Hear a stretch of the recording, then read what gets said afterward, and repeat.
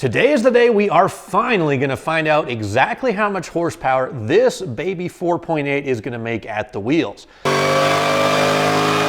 got an LSA Supercharger that's running on about 15 pounds of boost. It's burning an E85. We got ourselves a pretty spicy tune-up in here. And I want to know how much power this thing makes. And after we figure that out, we're also going to do some 0 to 60 runs because we haven't done that since we did the all-wheel drive conversion. But I know it is going to be way, way quicker to 60 than it was before. I think my last time 0 to 60 was like 6.7 seconds or something like that. But that's when the truck was two-wheel drive and even before we did the E85 conversion. So we're going to do that. We're going to put it on the dyno. And then we're going to talk about some of the pros and cons. And basically, we're going to answer the question, should you install an LSA Supercharger on your car or truck? You know, what can you expect to gain from it? How long does the installation take? What's it like to put together? What are some things that you might want to consider? Some optional upgrades and stuff like that. And then we're just gonna have some fun with this truck because it's a 4.8, it's a screamer. It puts down, like I said, 15 pounds of boost. The thing spins to nearly 7,000 RPM. It runs a 12.1 second quarter mile down in Las Vegas at 111 miles an hour.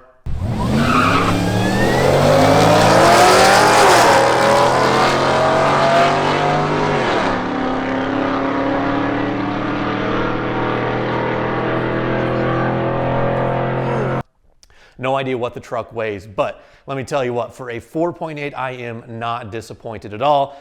And maybe down the road we'll put a 6.0 or something like that in there. But anyway, before we get to all that stuff, we actually have the dashboard of the truck torn apart. And there is one thing that I need to fix before we get it on the dyno. You'll notice that the one thing missing right now is actually the shift handle. And the reason why I pulled that off is because just like with my other truck, the tow haul button did not work. It's a pretty common problem with these Silverados. Basically, there's a shift handle with a button on the end. You press that, it's tow haul mode. But basically what I do is I'll use the tow haul mode for like a dyno mode or a roll racing mode. So basically, it'll upshift. I have a couple different ways I can set it up, but I'll have it so it'll upshift normally, but then when I go full throttle, it will not downshift. That's actually probably more helpful for the dyno because with this LSA blower, it makes so much torque right away. I want to get full throttle instantly, and if you don't fool the computer or tune the computer, it'll downshift and it'll skew your reading. So we're using tow haul mode to lock it into third gear without downshifting. But the problem is, like a lot of these older trucks, they've been shifted through the gears so many times, the little wire that connects the button into the rest of the harness, there's just a simple plug, they kind of break right there after that one little clip that kind of holds them onto the steering column. This is the exact same place, if we can focus, the exact same place my other truck busted. So anyway, there's just a little teeny tiny wire in there, and I suppose you could try to like solder it together, but those wires are so thin and fine, it just makes sense to replace the whole assembly. They're available on Amazon. It's a Dorman part number. I'll put the link in the description below, but basically, here's what you get: a whole new shift knob, new button, and a new boot. That's just kind of a plus because the old ones do crack. And then, you know, brand new wire there. So this should last another 10 or 15 years before this one fails. And like 60 or 70 bucks, not a big deal. So I'll get that thing bolted in. I'll flash the tune in that has the correct settings for the dyno. I'll probably switch those back out for like a roll racing mode that won't upshift until, you know, it gets to a really high RPM. But anyway, that's something for a future date. We don't do a whole lot of roll racing with this truck. That's kind of, drag racing and roll racing is more for the ugly truck. But anyway, yeah, let's have some fun with this 4.8 today.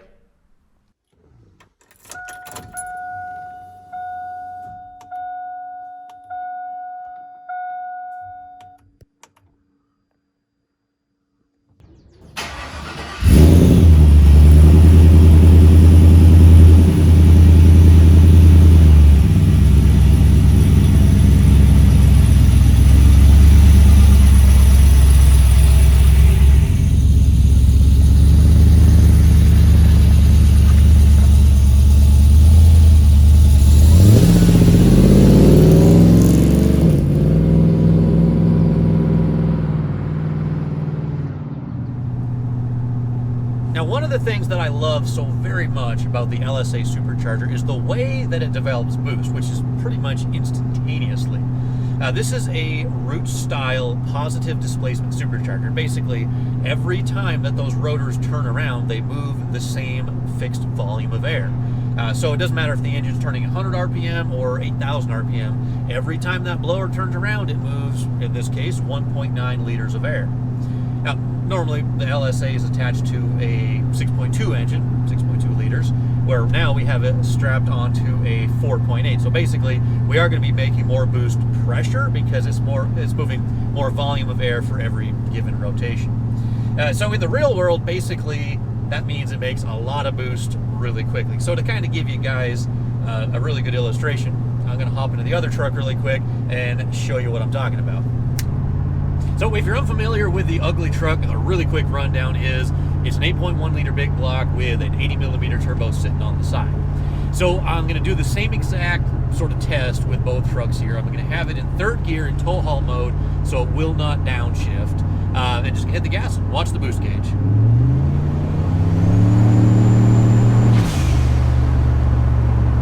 So you can see on this one, and when I lay into it, like the boost gauge is kind of lazy at first, but once things kind of get moving and the RPMs come up, you know, then the boost does climb quickly. But the response time of this turbo is just nowhere near like it is in the big block, or the LSA. So back to the step side.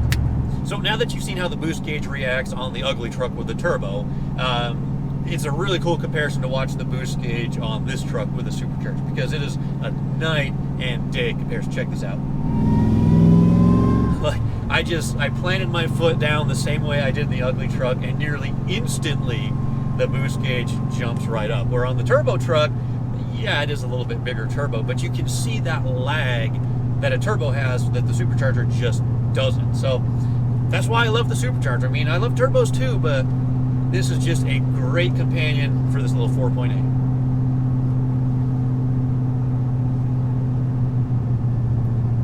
So there is one test I like to do kind of along the same lines as drag racing and dyno testing, and that's a 0 to 60 time, because every car on the market pretty much that is sold, they publish a 0 to 60 time where they don't always publish quarter mile times or eighth mile times. So 0 to 60 is kind of like the universal comparison, I guess. Last time we had this truck out, it had the LSA blower on it, but it was two-wheel drive. We did like a 6.4 second 0 to 60 run, but I was really struggling with traction issues, just because all that torque and power it made right away, it would just spin the tires. So now that we're all-wheel drive, we can pretty much make use of all the power that we have, and I think the times are going to be quite a bit quicker than 6.4 seconds. So let's see what we can do.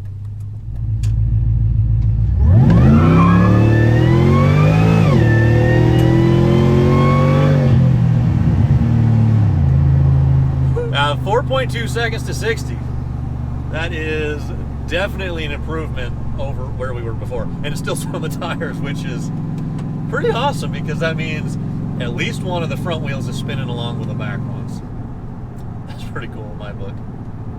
I'll try another one maybe, because the road was a little bit dusty right there. I will try another one just to kind of back it up, but still 4.2 is quick, but I wonder if we get it to like 3.99. I don't know.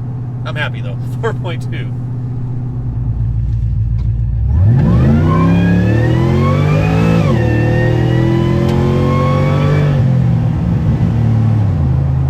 Pretty close. 4.35 seconds.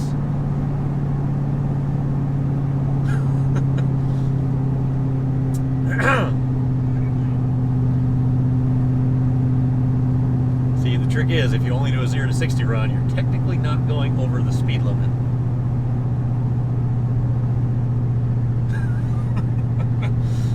Close call, guys. Yeah. So I definitely feel like we have kind of the ultimate combination of parts here in terms of making a truck that's going to accelerate on pretty much any surface. Like, we've got the instant torque and response of the LSA Supercharger. We have the 430 gears, which provide great leverage, you know, kind of mechanical advantage to help the truck accelerate. And honestly, with the 4L60 transmission, it's not too bad even driving at highway speeds. And then of course, we have the all-wheel drive system, which is key because it sends power to all four wheels all the time. And it just lets this truck, even though it's probably between 4,500 and 5,000 pounds, it just lets it leap off the line in a hurry. And I bet it could accelerate just as quick on dirt maybe not snow, but pretty much any surface, anytime is like the ultimate no prep type of vehicle. Of course, we're down on power compared to a competitive drag vehicle, but for what we have in this truck, I am very, very happy. And in real life, I actually already have been to the dyno, and I know exactly how much power and torque we've gained over our baseline, which I am really, really impressed about. And I'll show you all that footage in just a second. But first, I wanted to talk about Boost District and the kit that we're actually using on this truck, because I have got a couple of questions about it over the course of the install. If you want any sort of like detailed coverage or footage, I guess, of the install, I have a video of just about every single step of the way. And I will summarize it very briefly here, but Boost District, in my opinion, they have one of the best kits out there. They have some of the best pricing, and they'll get you everything that you need. Even some parts that I didn't choose to install, they can get you everything that you need to finish an LSA installation on a Silverado like this, or let's say you have a Corvette or a Pontiac G8 GT or a Chevy SS sedan, or pretty much anything with an LS in it, or even if it's a swap application. Give the guys at Boost District a call, tell them what you have, what you want to do, and they can get you whatever you need, whether that's the supercharger, the belt drive, or a complete kit like we have here. So this one starts with a brand new GM LSA Supercharger, and they actually go through it and they'll remove that funky spring-loaded isolator or coupler that GM uses in here. That's kind of problematic. They replace that with a solid coupler. They press on this removable pulley hub. You get a Grip Tech pulley on here. I chose to go with the ZL1 lid, mainly because I like the looks, and it has the coolant hoses on the front instead of on the back, like the CTS-V lid. They get you the fuel rail, the coolant expansion tank for the heat exchanger setup, the heat exchanger pump down below, the big heat exchanger up front. We did go with the upgraded one. You can kind of barely see it poking out of there. And then there's a few things I did on my own, like the fuel system in the cold air intake, but Boost District can actually provide that stuff as well if you don't want to, build your own. You just save some time and buy it and be done with it. We did get the injectors, although now after I put this truck on E85, I kind of wish I would have got a little bit bigger ones. But we'll make all these changes in the future as we continue to progress with this build. But in terms of Boost District, they're pretty much a one-stop shop, and they have really great pricing for superchargers. I don't care if it's an LSA or if you want to step things up even further to like a 2650. Give those guys a call. Like I said, tell them what you have, and they'll get you everything that you need. Now, in terms of the installation, this is actually a fairly simple and straightforward process. Like, you don't have to get into the exhaust because, obviously a supercharger is attached to the belt, not to the exhaust like a turbo is. And it took me, honestly, with making videos and stuff, it's kind of hard to tell how long the overall process took. But it all starts by removing the intake manifold.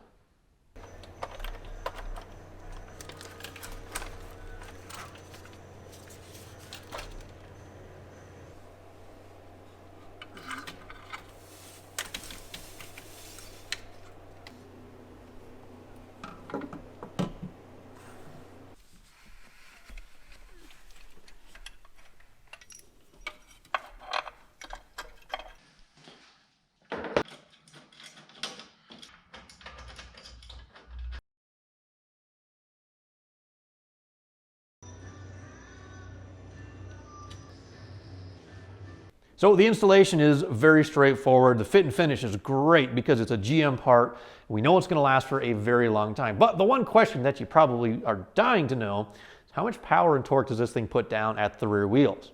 Now, all my projects that I do, whenever I'm increasing the power of anything, I always dyno it at every step along the way.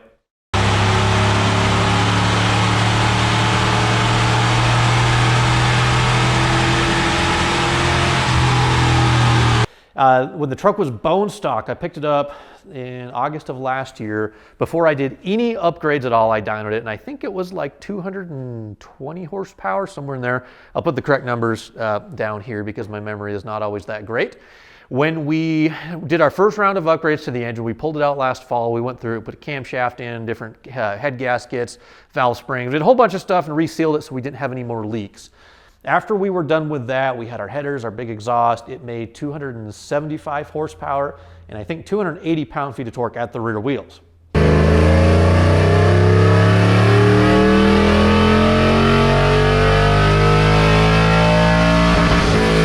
Since then, the only modifications that we have done are the LSA Supercharger and converting the truck to E85. We have the same exhaust, we have the same camshaft, same everything else. So the gains that you're about to see are strictly from the LSA Supercharger and a little bit of E85. Alrighty guys, of course we had to make a quick stop and fuel her up with E85. Last time I put a couple of gallons of 91 in it. Last time I filled up, that is, but I want to have all or as much E85 in the tank as possible.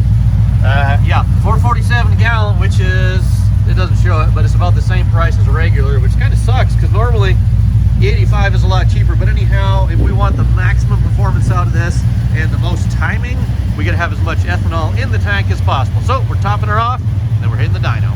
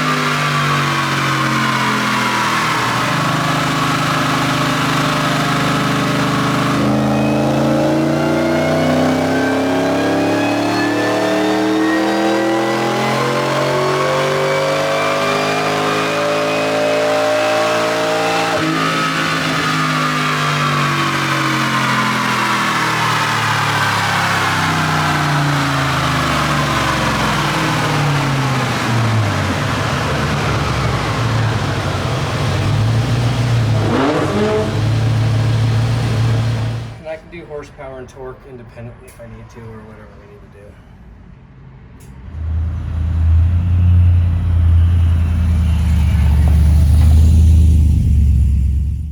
I also wanted to give a big shout out to Turbo Labs in Orem, Utah. They're the shop that I went to dyno this truck in all-wheel drive.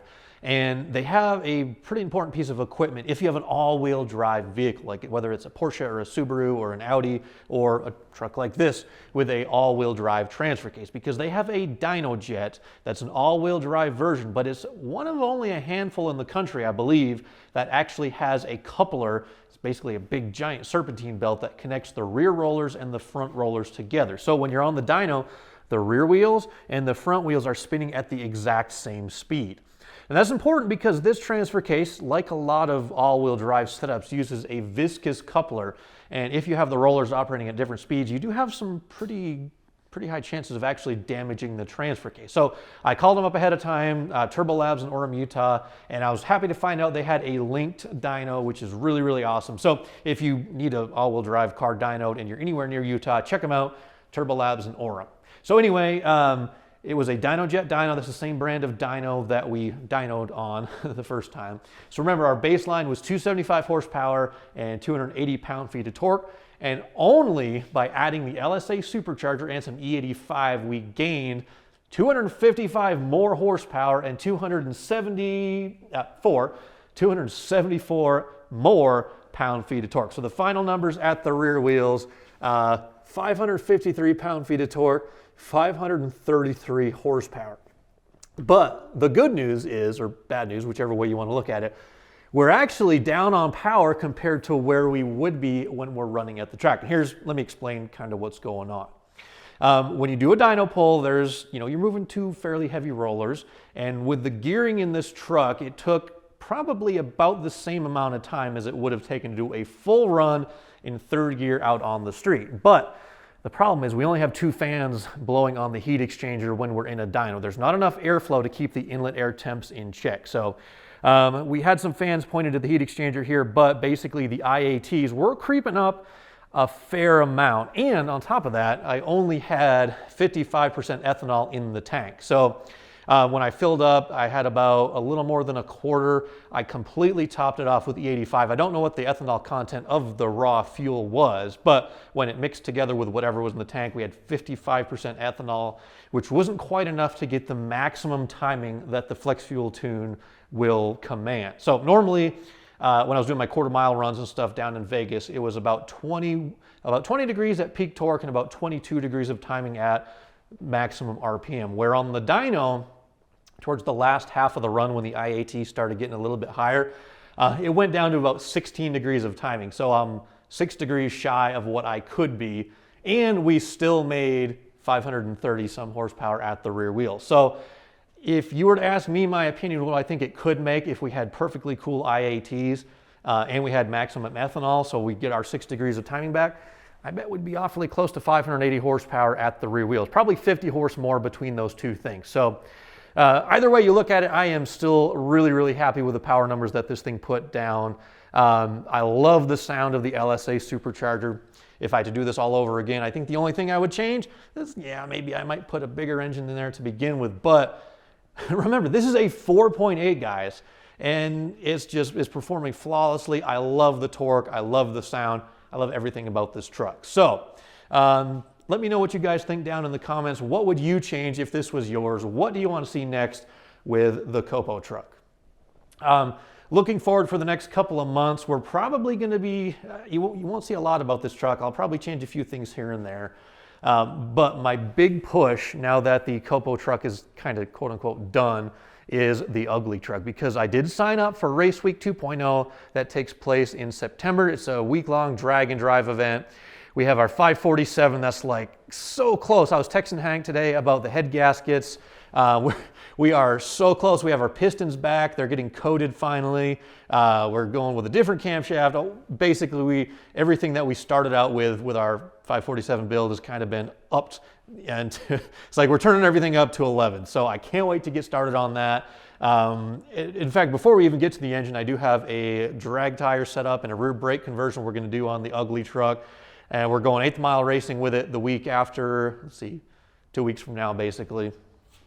I really, really am excited about the progress of both of these trucks. So the Copo truck is kind of sort of done for now, although it will be back. We will be increasing the power even more. And I still have the 4L80 over there somewhere, which I have a bunch of parts I got to get in on that, but I'm kind of surprised at how well the 4L60 is hanging in there, because let's just say for round numbers sake, we are easily making 600 horse at the crankshaft, probably a little bit more when we're on our maximum timing with our full 80% ethanol. Anyway, thank you guys for watching. I do appreciate it. Stay tuned because we have some really cool stuff in the works, and I will catch you again soon.